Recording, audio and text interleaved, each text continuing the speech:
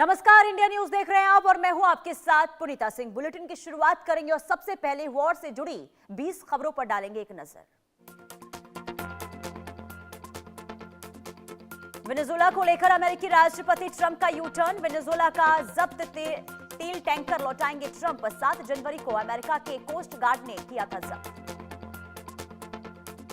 America Venezuela के बीच खत्म हुई दूरियां। ट्रंप ने वेनेजुएला के हवाई क्षेत्र को खोलने का आदेश दिया। राजदूत भेजने की भी तैयारी। अमेरिकी सीनेटर रूबियो ने कहा, आगे किसी बड़े सैन्य कदम की संभावना कम है, लेकिन जरूरत पड़ने पर अपने हितों की रक्षा से इनकार भी नहीं किया गया। वेनेजुएला की अंतरिम सरकार हर महीने अमेरिका को बजट का हिसाब देगी। इसके बदले अमेरिका उस पैसों को रिलीज करेगा जो वेनेजुएला के तेल बेचने से मिला है।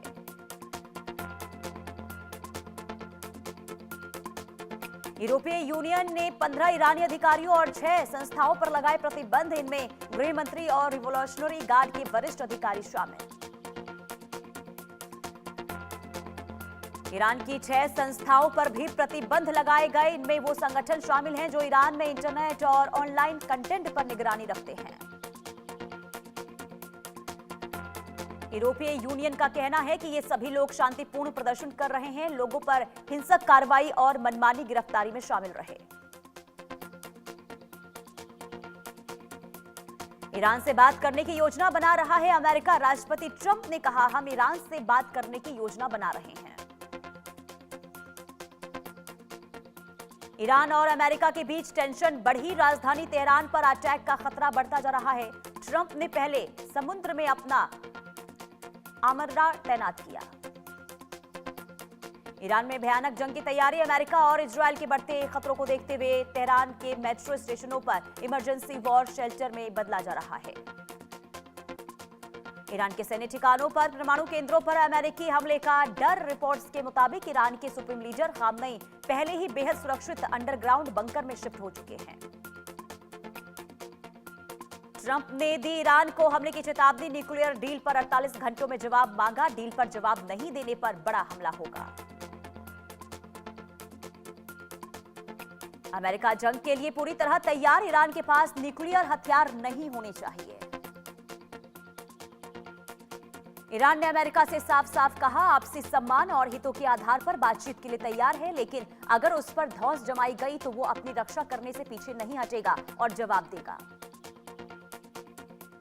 ईरान के विदेश मंत्री अब्बास अरागची ने का बयान सामने आया और कहा कि अगर अमेरिका की ओर से कोई भी सैन्य कार्रवाई की गई तो ईरानी सैन्य तुरंत और पूरी ताकत के साथ जवाब देगी।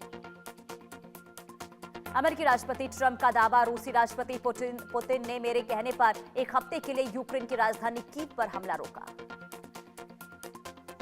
व्हाइट हाउस में ट्रंप बोले, प्रचंड ठंड में मैंने कीव पर गोलीबारी न करने को कहा। पुतिन इस पर सहमत हो गए। हालांकि रूस की ओर से इसकी पुष्टि नहीं हुई है।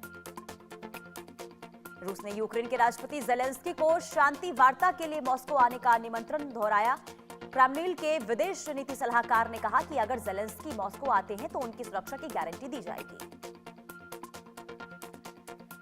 रूसी और यूक्रेनी प्रतिनिधि मंडलों के बीच अबू धाबी में रविवार को वार्ता। चेचन्या में क्रिमिनल समर्थित नेता रमजान कादिरोव ने शांति के बजाय युद्ध को तेज करने का आह्वान किया।